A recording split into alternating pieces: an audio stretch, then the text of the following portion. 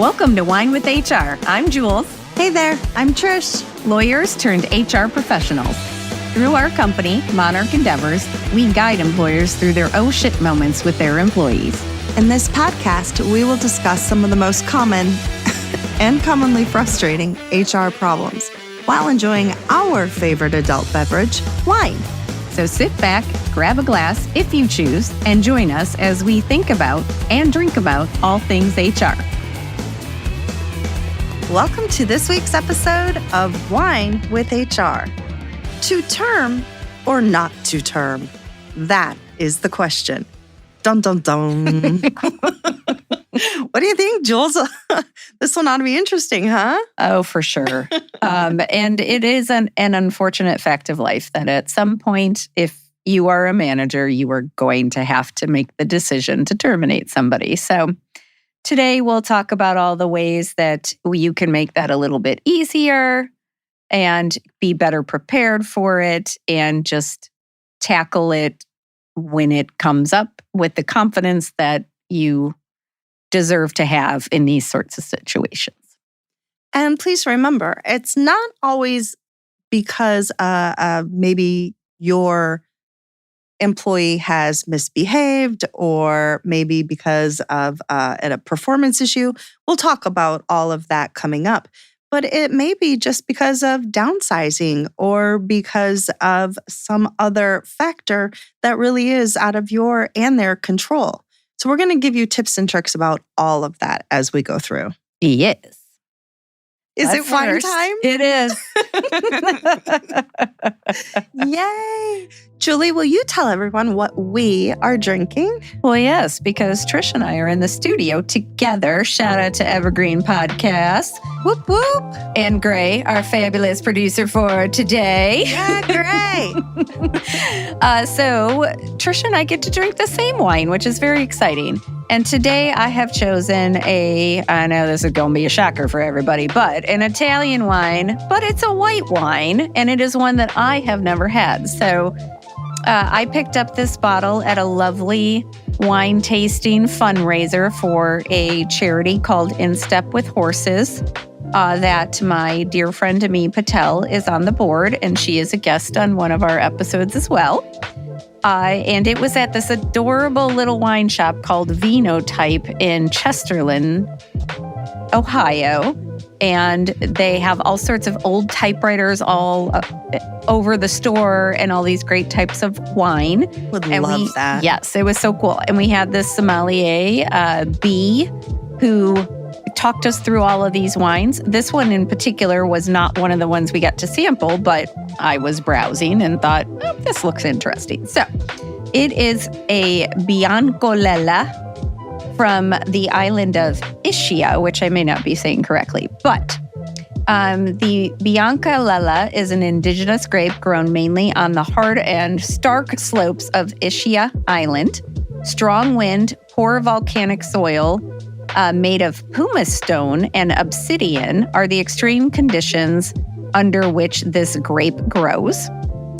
The Biancolella reciprocates with incredible generosity. There's an intense nose of white flowers and spices with a hint of sage and gorse, which if you don't know what gorse is, it's this really pretty but prickly yellow flower that I hit a golf ball or two into in Scotland. Anyway, ample palate, good acidity, and great mineral finish. It is the perfect companion for seafood, either grilled or raw, like seared tuna and swordfish carpaccio. So, Trisha, I haven't really had a chance to have a sip. So what do you think so far? I really like it. I definitely taste the minerals at the end. The sage I haven't quite encountered yet. Hold, please. Very easy to drink, light, but yet also is satisfying. Now I'm starting to sound like I'm talking about a beer. I really, really like it. I could never say the name, though. Yeah, well, that's okay. You don't have to be able to say it to drink it, so that's the good news. Cheers to that. I will also say that it is a lovely golden color. It is really pretty. Yeah. It's a very gold color. I like you can taste the minerals. I'm still waiting for the sage as well. But I have found that I definitely like these Italian wines from the volcanic regions. I have had several of those, red, white, rosé. They've all been fantastic. So I feel like it sounds funny, but hey, we can all attest to this in our own lives. A little bit of stress, a little bit of challenge, right? We end up better for it and stronger in the end. So do the grapes. Yep. Look at that. Just like diamonds, right? Ooh. Okay, so we have given you a thorough education on this particular wine. So now let's get to the WHINE of the week. And Trish, you want to start us off with some reasons that you may want or need to fire someone? Absolutely. I think one of the first ones I will mention would be poor attendance. If you do not have attendance as an essential function of your jobs, maybe consider doing that, because if someone isn't attending, and that could be virtually or in that kind of hybrid environment as well. We're not necessarily saying in person when we say attendance, but they have to be showing up in order to actually do the job. And we'll talk a lot, I think, about performance as we go through, but low performance or unprofessional attitudes. Julie is a big fan of saying, when it comes to poor behavior, remember, poor behavior is a performance issue. So we'll definitely just put those two in the same one. And then I think, I know another one I want to add, being insubordinate. I understand if you disagree with someone, but you can disagree with someone in a professional manner. Ultimately, though, if that person is your boss, then you have to go with what they say. Now, of course, if it's against the law or something like that, clearly that's a massive exception, right? Yes. But, you may not know the why. Hopefully they will share that why with you.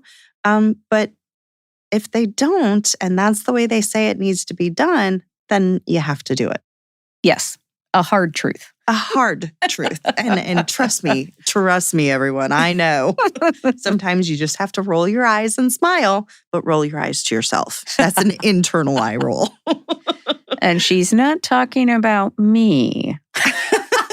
Never. No, you're fabulous. I love working with you. Although you have one of the best eye rolls I've ever seen. Oh, yeah, well, and I can't always control it, but that's a different story. Can you give us some other reasons, Jules, why we may need to let somebody go? Well, of course, there are the reasons that could potentially create legal liability for a company. So if somebody is bullying other employees or creating a toxic workplace, if they are engaging in sexual harassment of any kind, or if they are creating an unsafe environment, those are just a few examples of when you may need to terminate somebody because they are putting the company at risk of legal liability. You mean like driving the forklift after they went out for a 3-cocktail lunch? Yes, that would definitely create an unsafe environment. Okay, yes. Just making sure. Yes.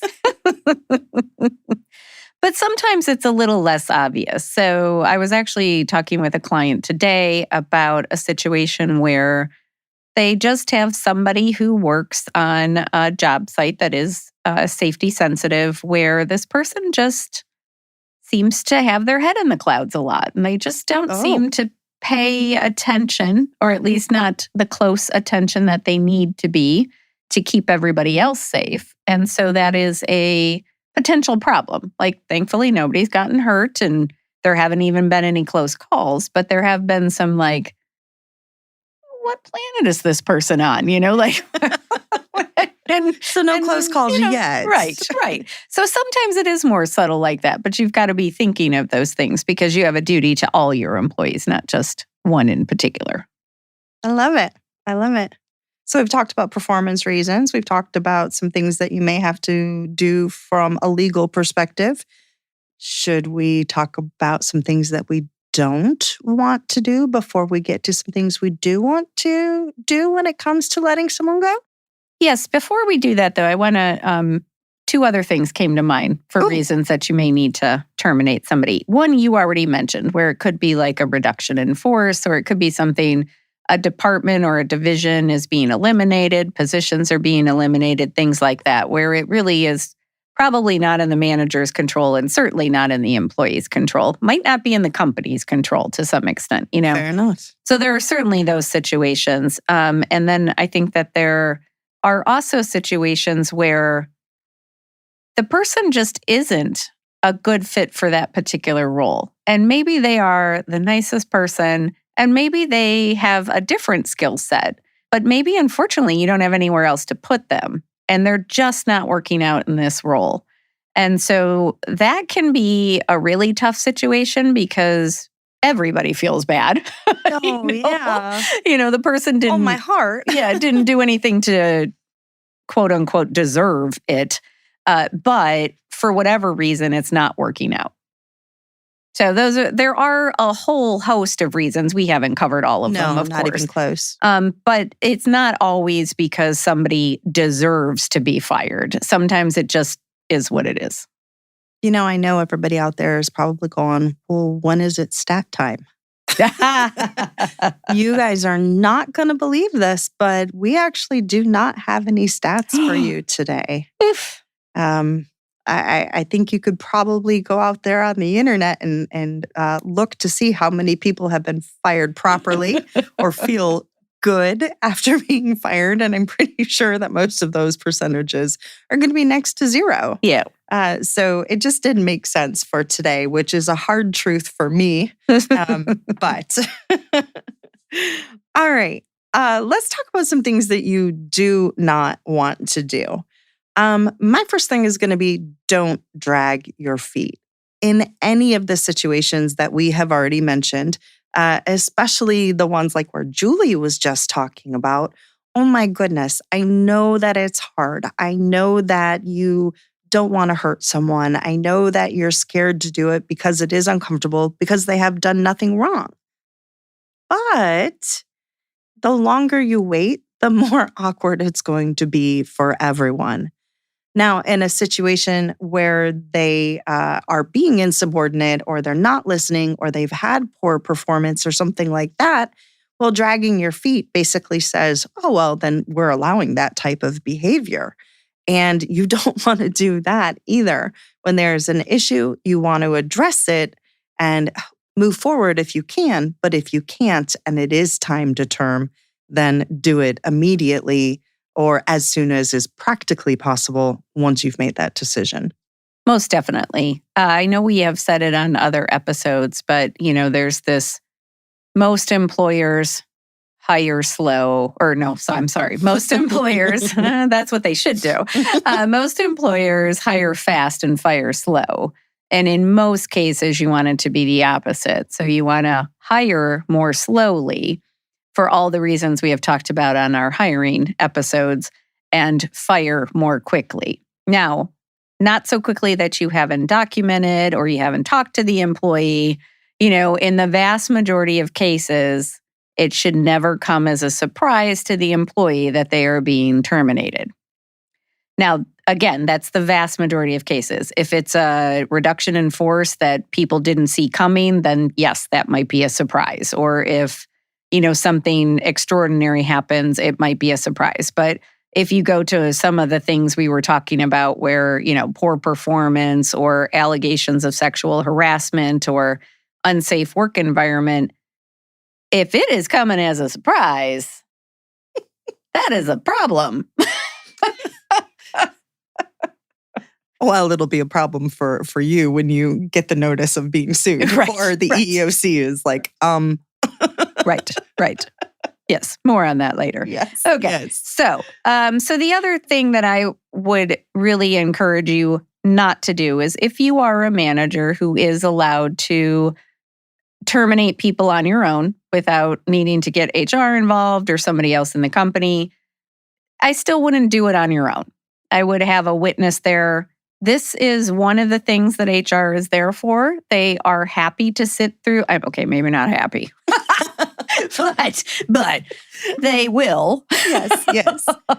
They're happy in the sense that they can control the environment and make sure that there aren't any legal issues that are going to bite you in the butt later. Yes, and they are happy to support you in what is a difficult situation. So, shout out to the HR folk. But don't do it alone. It's always good to have a witness when you are terminating somebody, just because it, of course, is going to be an emotional situation. Some people may get upset. You may stumble over what you're supposed to say. And it's nice to have somebody else there. HR can kind of cut in and say, here's what's going to happen next. You're going to get a letter about your benefits. You're going to this, and then you can just kind of tidy it up with as neat a bow as possible. So don't go it alone, which should be good news to all of you. That should make people feel a little bit better, right? A little. So I have a question about that, Jules. I actually was thinking as you were talking, could it be anyone or should it be someone from HR? It should either be someone from HR or leadership. So if it is a manager and maybe somebody from HR isn't available for some reason, then it should be somebody higher up than that particular manager. So like that manager's manager or somebody within the same team, but it's got to be management level. Perfect. I actually knew that. I know. I was just asking for our friends out there who may have had the question. All right, give us another don't. Okay. Anyone who's ever taken one of my seminars or one of my trainings knows that I have an issue, a big issue with the at-will doctrine. Oh, good Lord. Okay, so everyone out there, listen to me and listen close. The at-will doctrine says that you can let someone go at any time for any reason, as long as that reason isn't against the law. So if you rely on the at-will doctrine and you haven't done what Julie said, having some performance discussions or documenting the reasons along the way, and just all of a sudden you fire them. We talked about this with me and Stephen as well. We got into this whole thing. And it's great to be able to say, well, I'm firing Trisha because she wore a blue shirt. Stephen mentioned his shirt. But I could always say that, well, yes, but they didn't fire Mary, and Mary's under 40. They didn't fire Joe, and Joe's a guy. So it really had nothing to do with my blue shirt. So this is just one of the millions of reasons we could give you for documentation. The at-will doctrine, please, please, please understand what it truly, truly is. Julie, I'm sure you have some comments on that. Well, yeah, and I think we have discussed it on other episodes, and in particular the one with me and Stephen, where we go over some legal updates. But you want employees to know why they're being terminated. And the biggest reason for that is because if you don't tell them, they're going to create a story. And 9 times out of 10, the story that they are creating is that it was not their fault. Of course not. So. Wasn't me. No. Yep. It wasn't me. Shaggy. Yeah. Throwback. Had to get a song in. I know. Yes. So they're going to create a story. That story is going to be that it wasn't their fault, that the company must have done something wrong or made a decision that was unlawful. And that is how you end up in court, or one of the many ways that you end up in court. So you want to be careful about that. Now, you will often hear HR ask you questions about whoever is being terminated to try to determine if they are in a protected class. So such as over 40, a minority, a female, someone with a disability, a veteran. There's all sorts of protected classes. And the reason that HR might ask those questions is because it's good information to have. It doesn't mean it's going to change the decision. It doesn't mean you aren't going to be able to terminate this person if they deserve to be terminated. However, there are certain things that as a lawyer, legal counsel will tell you, you need to make sure you have dotted all your I's and crossed all your T's.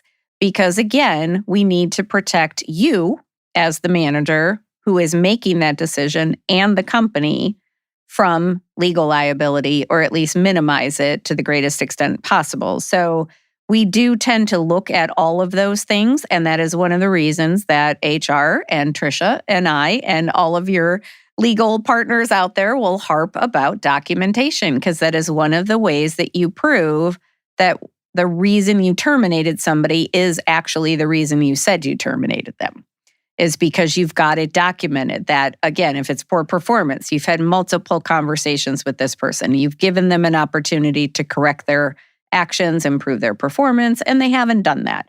Or if it's a RIF, you have documented why you've had to reduce the workforce. Reduction in force. Yes. RIF. Well, I said it a couple times earlier, but yes. Just making sure they're with us. Yes.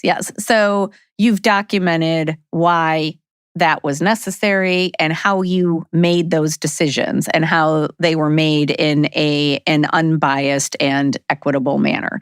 So this is why documentation is so important, because it shows that you made legitimate, non-discriminatory business decisions. Again, I want to do a mic drop, but I can't because they have such nice equipment here. Yes, we never actually drop the mic. But okay, so Trisha, I have a question for you. I mean, we talked about it a little bit, but should you have a witness when you're terming somebody? Yes. Yes. Yes. Can I get closer to the mic one more time? Yes. YES. Outside of the reasons that Julie has already outlined, it is really nice. Let's go to the basic feels. Let's just talk about the feels. Oh, nice, Julie. That was a good pour. Yeah. All right. I really like this wine. You would think this was our second or third episode we were recording instead of the first. All good. We're all giggly today. It must be getting to be together for a change. Yeah. So from a feels good aspect, having someone there, knowing that they have your back, making sure that they are also supporting you and that you're doing it the best way possible so that you are, as Julie just mentioned, keeping the company safe, but also keeping yourself safe. But then also, for some reason, it's just nice to have someone back you up. I know Julie and I, when we talk to each other, even we kind of look to each other like, yeah, right. And so that's always helpful. Of course, the other thing is having a witness really helps when someone does try to write their alternate ending, the different version of the story, or if things get a little out of control. Which hopefully, if you follow our tips and our do's that we're going to come out with in just a second, you won't have to worry about. Can we get to those do's? Sure. All right. Well, so one we've touched on a couple of times already, but provide warnings or at least communicate what the employee needs to correct, how they're expected to correct that, what the time frame is that they have to do so, and then continue to have those conversations if they're falling short. As I mentioned, it should not be a surprise that somebody is getting terminated. So you want to make sure that you have had those difficult conversations. And if you have forgotten how to have those or you're worried about that, we have an episode for that. So we do. We do. Back in season one. Go ahead and check that one out. Trisha, what's one of your tips? Prepare ahead of time. Oh, please, dear God, yes. Do not walk in and try to do this on the fly. You need, Julie's already said, I's dotted, T's crossed, ducks in a row, however you want to say it. You really want to make sure that you are prepared ahead of time. And then, of course, you're going to meet with the person in person or virtually if they're from home, and bringing them in really just doesn't make a lot of sense. But you want to meet with them, not just like, I don't know, send them an email. You're fired. Right. Yeah. Maybe not the best way to handle things. Yeah. Yeah.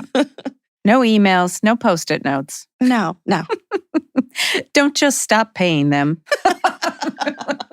There's a lot of passive-aggressive ways we could do this, and we're telling you don't do any of those. Please.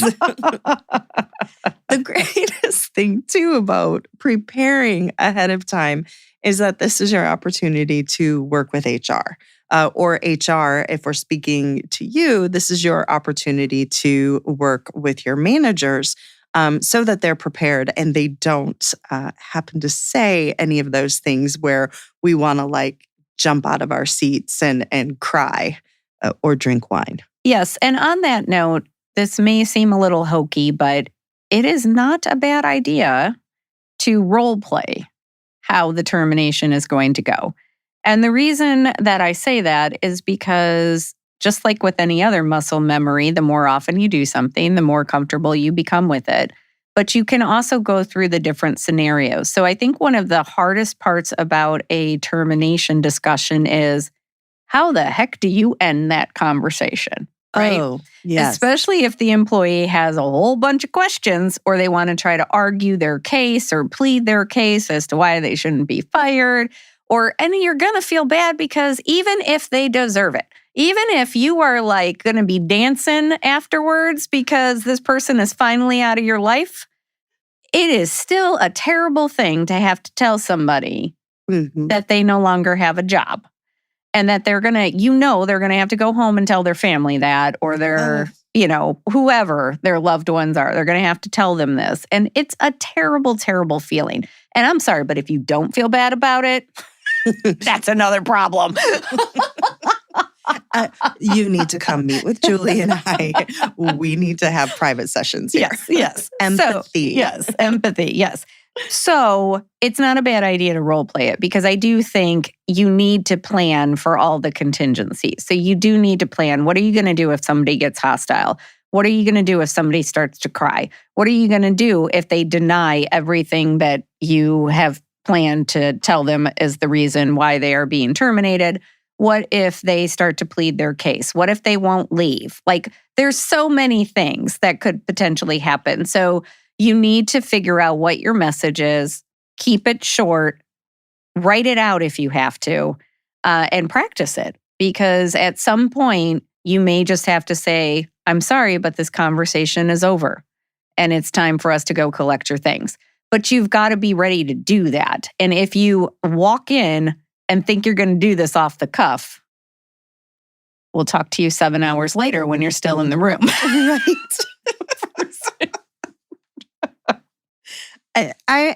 Oh my goodness. I can't even. So I actually was going to play on that empathy word that I used and say show compassion. But now I'm thinking, okay, show compassion, but please don't end up being there for 7 hours. You do have to know how to end it. I will tell you, the first person I ever had to fire was a friend. And that was one of the hardest things that I had to be a part of. And it is nothing that I would wish on my worst enemy. But through compassion and grace, we got through it. And I'm still friends with that person today.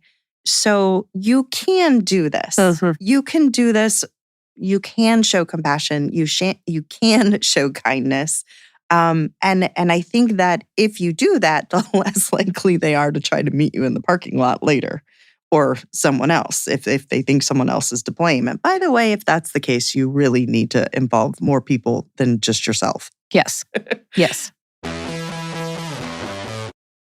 Do you love news about LinkedIn, Indeed, Google, and just about every other recruitment tech company out there? Hell yeah. I'm Chad. I'm Cheese. We're the Chad and Cheese Podcast. All the latest recruiting news and insights are on our show. Dripping in snark and attitude. Subscribe today wherever you listen to your podcasts. We out. Julie, you mentioned something that I want to attack really quick. I have a real problem. And one of our articles, and you guys, there's going to be a bunch of articles referenced in the show notes. All of these things that we're talking about are from those articles and from Julie and I's experience. So as we're going through, we're not referencing the articles directly, but there are about 4 or 5 articles at the end that will help you kind of go through this and get yourself in a better position, including a SHRM article that I think is fantastic because it has this highlighted section in it that actually gives you the, hey, here's a bunch of things you want to consider. So I really like that SHRM article. But I am not one to let people go get their items. I am a true believer in what do you need to get home today? Do you need a purse, a wallet, keys, jacket, things of that nature? And then anything else that's theirs, we would send home to them. The reason I'm not a fan is because I have seen people try to assault others. I have seen computers get broken. And really it's kind of degrading, I feel, for the person to be marched in front of everyone else. Someone's overlooking their shoulder. And so when I tell people this, that this is the reason I'm doing this, is no one needs to have that. You don't need to have that experience of me standing over your shoulder. This is actually for you. It's also a safety thing for the company. And then I tell them we will box everything up. We will have 2 people do it. By the way, I also take pictures of the top of the desk and all of the drawers and everything inside of the box. It gets itemized and signed. 2 people are doing this together. And then you either courier it to them. Courier, not curry. Courier. Now I'm thinking of food. Courier it overnight or the same day. Do not make them wait to get their items.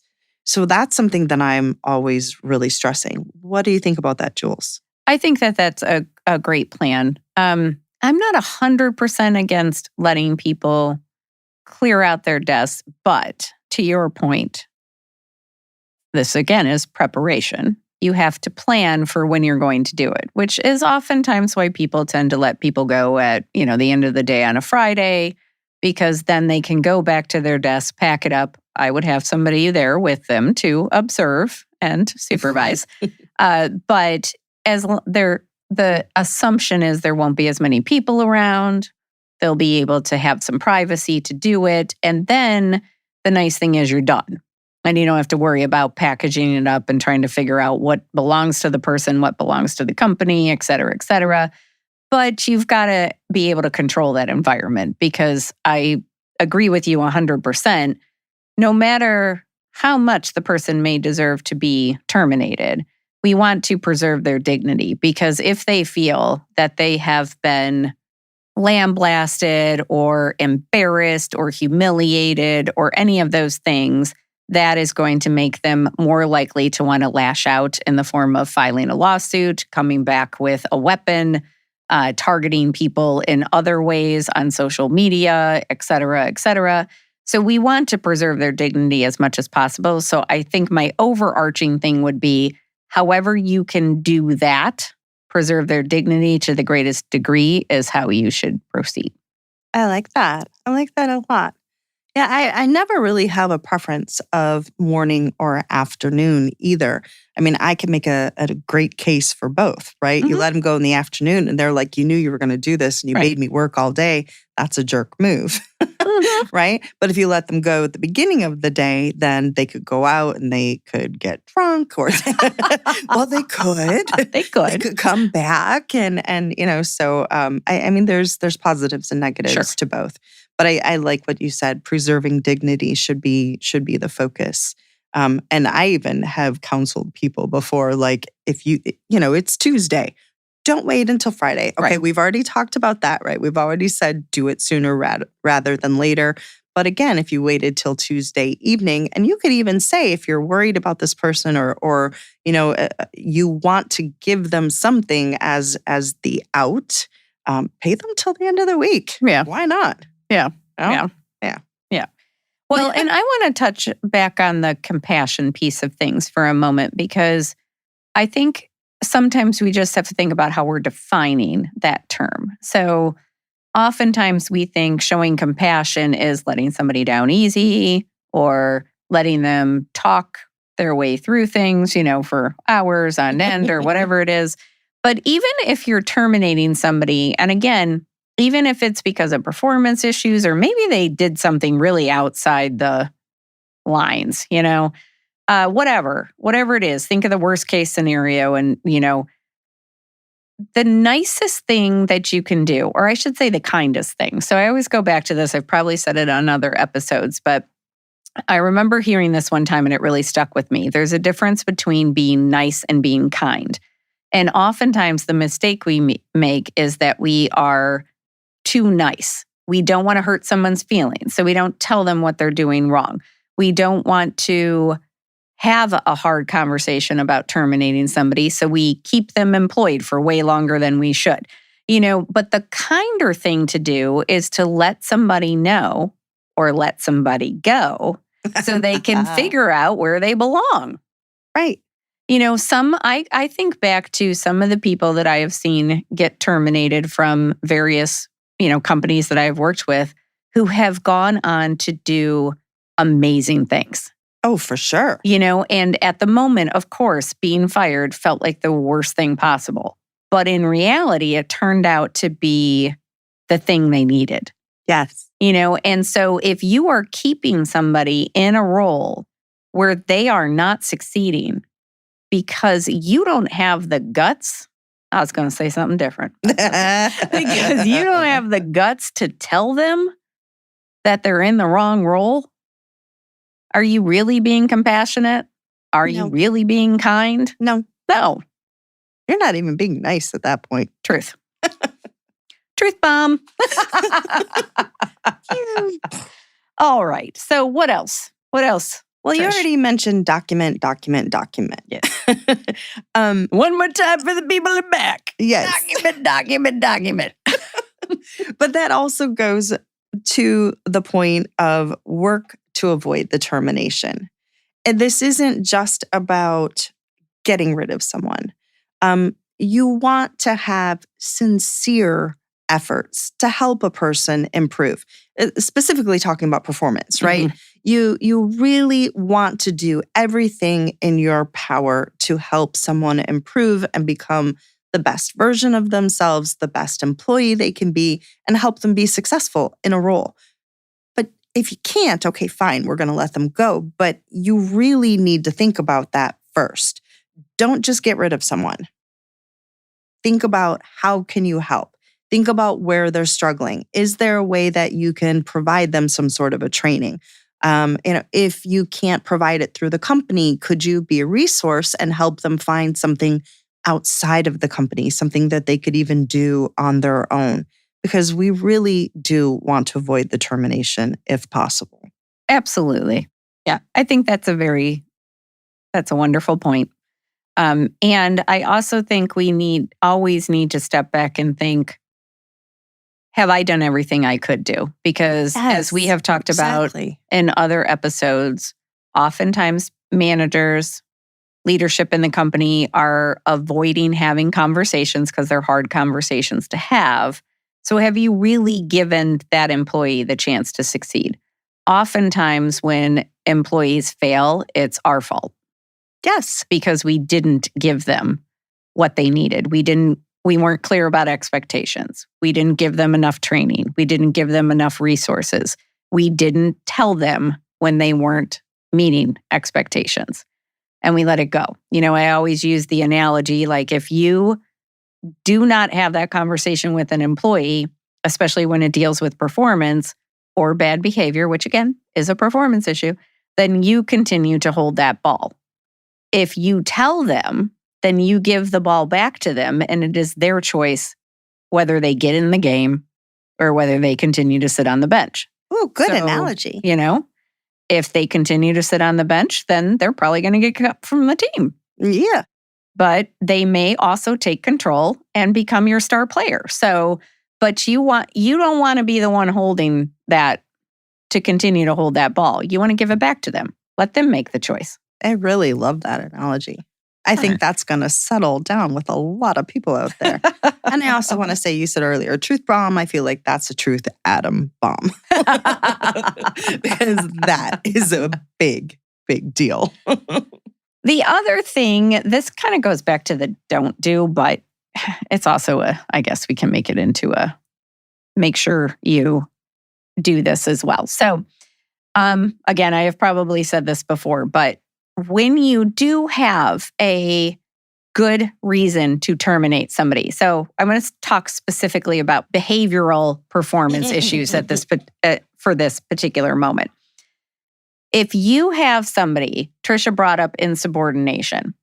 If you have somebody who is insubordinate and even worse, comes in, I had a situation with a client where somebody was informed of a decision where somebody was promoted and they thought they should have been. And this person went into the director of HR's office and started cussing them out, dropping F-bombs left and right. No, they didn't. Oh, yes. And telling them, why this was such a bad decision.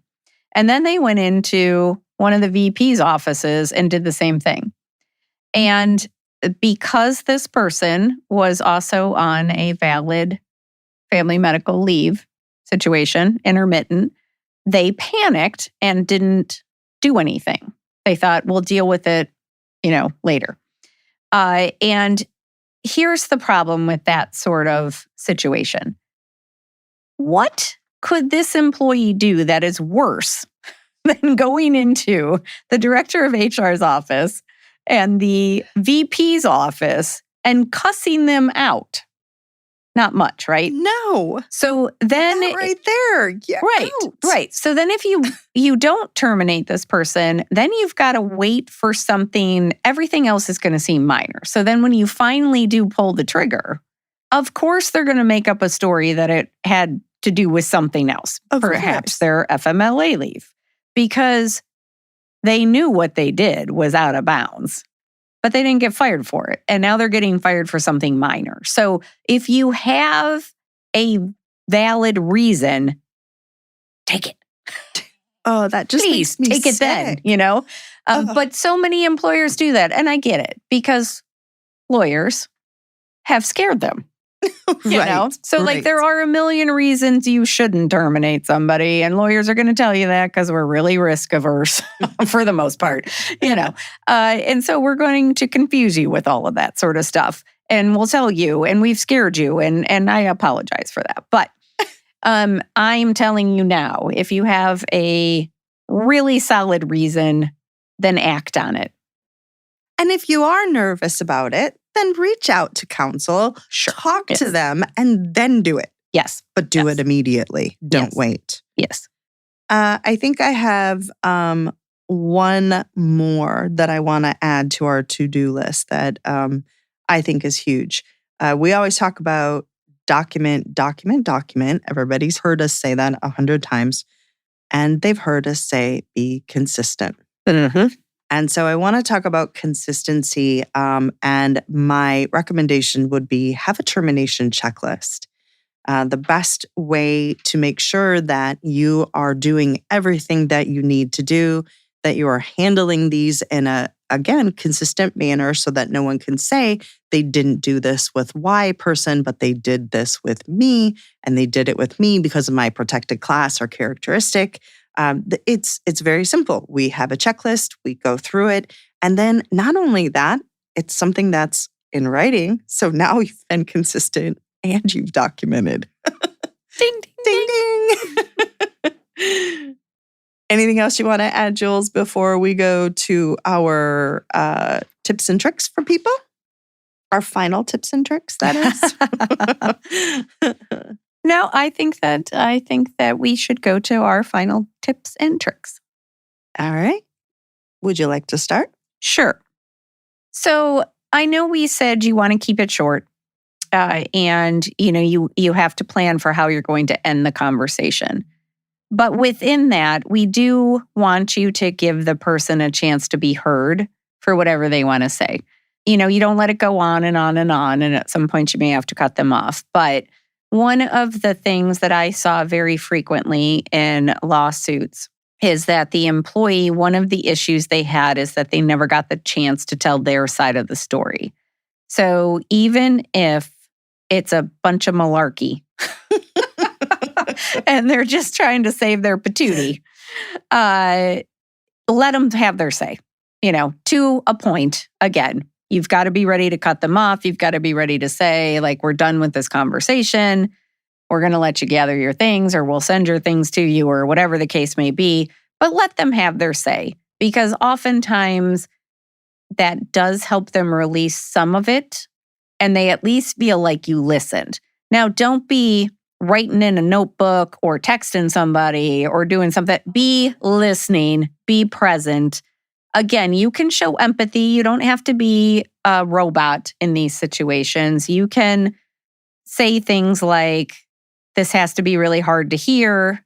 I feel for you, things like that. You can be human, as we always say. Yeah. But you want to give them a chance to sort of process and say what they need to say as well. I think that's huge. I absolutely think you're right. We always say that people want to feel valued. They want to feel heard. This is one of the ways you can show respect. Mm-hmm. So I love it. I love it. The other thing is, even though you may be ending on a bad note, there probably is some good that they've brought to your company or some value that they have added. If they have, then don't forget to thank them for that, especially in those cases where the termination is not their fault. It is due to a riff or something of that nature.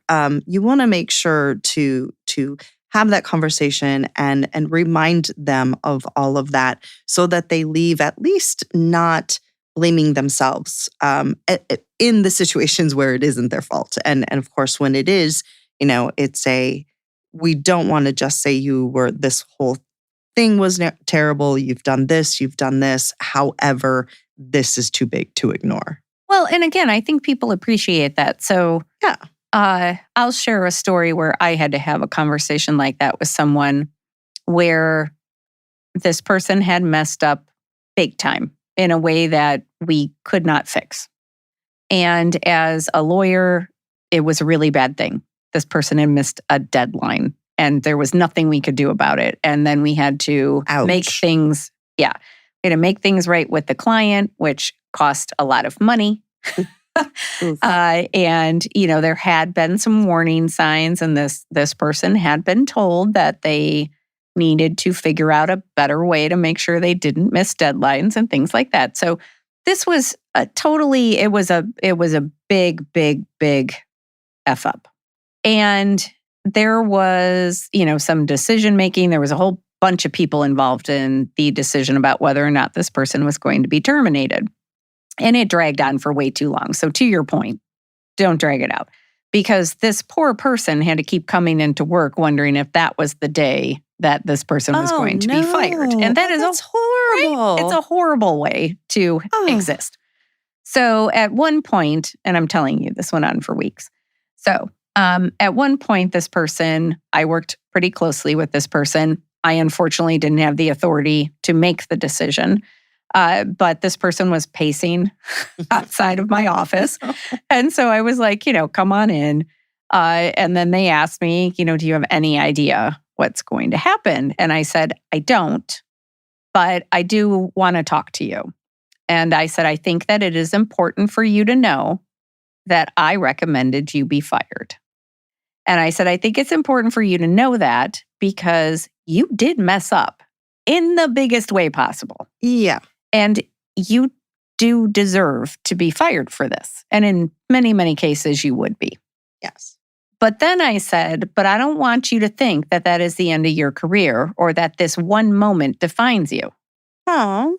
So I said, if you are fired, then you need to figure out how to never make this mistake again. And if you're not fired, you need to figure out how to never make this mistake again. And that doesn't mean that you're not going to go on to be a very successful attorney. That doesn't mean that this is, again, the end of your career, and you're going to be making 6-inch subs at Subway for the rest of your life or anything like that. Which we appreciate, by the way, of those who make them. Thank you very much. We love you. Yes. But it just, again, it is what it is. It happened. And what defines you is what you do from this point forward. And so I can tell you it was a defining moment for me because, of course, that was a horrible conversation to have with somebody. But at the same time, I could see this person like visibly exhale because somebody finally bothered to tell this person the truth, Yeah. and to Yeah. tell them what to expect or just to be prepared, And I think that sometimes we go through all those worst case scenarios in our heads, and sometimes it's just better to deal with them and be like, okay, so worst case, I get fired. What then? Yeah. What's my next move? And if you can get somebody to that point where they can start planning, then that can be really helpful for them as well. And to your point, usually there is something that they have contributed, So even if they're not, like maybe their skills just weren't where they needed to be, but this person brought a lot of joy to the office, or everybody talked about how nice they were to work with. Yes, share that information, I love that. Like there's all sorts of things. You could still, I had another situation where, again, somebody messed up big time. It was a lapse in judgment. It was something that was more behavior related than performance related. This person had done a lot of really good things, had been with the company for a really, really long time. So we talked about that. Like, this is really unfortunate. None of us are happy that it came to this point, but we don't have But we any have other no choice. Yeah, Right. exactly. And you know what? Parted on the best terms possible. I like that. The other one I think that I'm going to completely change because I want to focus on this too. When you do let someone go and if it is for a particular reason, it's not like, okay, we've gone through this full progressive process, or maybe you have gone through the full progressive process. You don't have to focus on every little incident. Yes. Please do not rehash the past. If you bring up those past incidents or some of these negative issues, why? Right? It's now they know, especially if you have followed the quote unquote formula and you've gone through that process, they know about the past mistakes they've made. If you want to say, you're at the end of our progressive discipline process, then that's fine. They can put the rest of the pieces together themselves, but just bringing it up and adding fuel to their fire or making them feel worse about themselves or going on and on and on about all the bad things that they've done, it's really not necessary. Again, unless it's relevant, right? Right. But going back to the preserving their dignity to the greatest extent Exactly. possible. You don't need to Exactly. heap on at this point. They're already going to feel probably as bad as you can feel. Yeah. Because they just lost their job. So Exactly. we don't need to add insult to injury. Right. And you guys, Julie and I are always fans of it, whenever possible. We're talking about preserving dignity. We're talking about giving them assistance. Don't forget, if you haven't termed them for some performance reason, and you feel like you can offer advice or even assistance with the job hunting. Again, if you're an individual, a manager, or HR, make sure that you have the permission to do that. If it is HR, what your company will allow. But maybe there's something that you could do. Yeah, absolutely. Sometimes there is, sometimes there isn't, just like you're saying. But exactly. if it's a possibility, then that could be a kinder, gentler way to end the conversation. I'm always a big fan of that. Yeah. The last thing I would say, and we've touched on this a little bit, but again, you have to do this in a compassionate and kind way, not a condescending way, but you can talk to them about how this might be the start of something new for them, that this may be leading to a better opportunity where they just weren't able to fulfill their potential or to really recognize their talents in the role that they were hired for, and that it's unfortunate that it didn't work out. But, we wish them the best of luck, and maybe our paths will cross again. Again, you want to be careful. It all very situational as to whether you're going to say all of this sort of stuff. But, it may be that this just really wasn't the best role for them, and that if they find a different role, whether it's inside your company, outside your company, and your paths cross again, it could be completely different. I couldn't have said it better myself. You've already mentioned too, Jules, and I think we should just say it one more time, severance packages, COBRA, any other things that the company is required to provide by law or to stay within their obligations.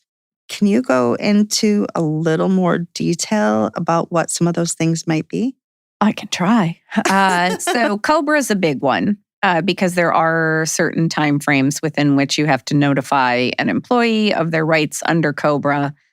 That is, if your company offers health insurance benefits, HR is the department that will handle that. Sometimes they have a third party who does it, but either way, HR can make sure that that gets done. Other things, there may be some unemployment issues, depending, usually if the person is terminated for cause, then they're not going to be eligible for unemployment. But if it's a reduction in force or something of that nature, they may be eligible for unemployment. I love the fact that you said usually and maybe. Yes. You never know. Lawyerly.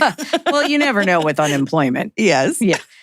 So, there may be some things around that. If you choose to offer severance, then there are agreements that go along with that and things that have to be signed and payments that have to be made and all of that kind of stuff. A lot of severances are never required, but they are often something that companies tend to offer to a certain level of employee. And there sometimes is like a particular amount of weeks for years of service or something like that. So, but again, that's very company specific and very industry specific. It's, so that may not apply in this particular case. But the biggest thing is probably that COBRA notice is probably the biggest one. That's what I was thinking too. Sweet. Can we talk more about the wine? Yeah, absolutely. All right. I think I don't have any final thoughts as far as the topic goes. So I really want to go back to the WINE because it's delicious. It really is. This might be one of my favorites. I'm thinking as well. So just in case you have forgotten, we do put all of our wines. We have a list of all of the wines that we drink and try each episode, and we will have those on our website. So if you're curious about this one, make sure you check that out. As always, if you have recommendations about wines that you would like us to try, feel free to send those our way because we are always up for trying a new wine. Always. Yes. So any other final thoughts on the WINE for you, Trish? I love it.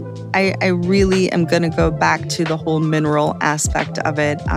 When you were first reading that, I was like, oh, I totally get that. I really like the way it finishes. I think I'm finally getting the sage.